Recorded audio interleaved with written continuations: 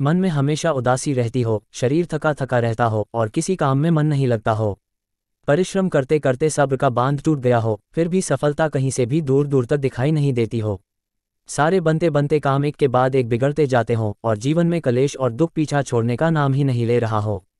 मन में स्वास्थ्य संबंधित भ्रम उत्पन्न होते हों, बिना किसी कारण ब्लड प्रेशर कभी ऊपर कभी नीचे होता रहता हो, बिना किसी बात के कभी भी मन में घबराहट रहने लगी हो और एंजाइटी के लक्षण दिखाई देने लगे हों।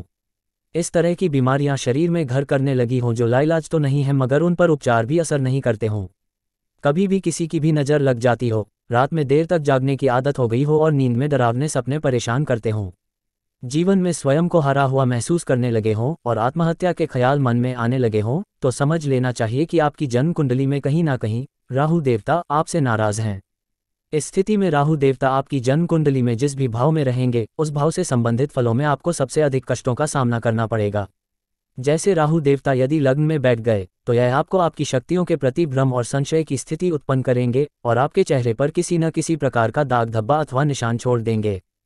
चौथे भाव में आपको आपके घर का सुख नहीं मिलेगा और आपको हृदय संबंधित समस्याएं देंगे। सप्तम भाव में साझेदारी में असफलता और गुप्त यौन रोग देंगे। इसी प्रकार दशम भाव में आपको किसी भी प्रकार के रोजगार में स्थिर नहीं होने देंगे और घुटनों में समस्या खड़ी कर देंगे। इन संकेतों को समझकर जाना जा सकता है कि कहीं राहु देवता तो हमसे कुपित नहीं हैं। यदि ये संकेत आपके जीवन में भी दिखाई दे रहे हैं तो समझ लीजिए कि राहु देवता आपके जीवन को बाधित कर रहे हैं। इस स्थिति में मेरा स्वयं का अनुभव है कि किसी और शुभ, क्रूर या पाप ग्रह का उपाय कोई काम नहीं आता, उल्टा उन उपायों से जीवन और अधिक समस्याओं में उलझता जाता है। इन दुखों से निकलने का केवल और केवल एक उपाय है, राहु ग्रह की शांति। राहु देवता को शांत और प्रसन्न करने के लिए कई जप, तप और विधान बतलाए गए हैं, परंतु उनका लाभ केवल तब तक रहता है जब तक कि ये उपाय किए जाते हैं। फिर कुछ समय पश्चात राहु देवता जातक को पुनः सताने लग जाते हैं।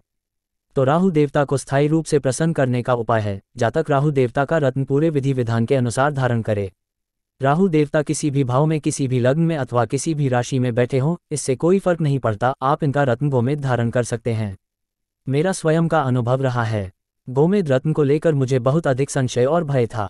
मेरी जन्म कुंडली में चंद्र देवता लग्नेश होकर मेष राशि में राहु देवता के साथ विराजमान हैं। उस समय राहु की महादशा मेरे जीवन में प्रारंभ हो चुकी थी।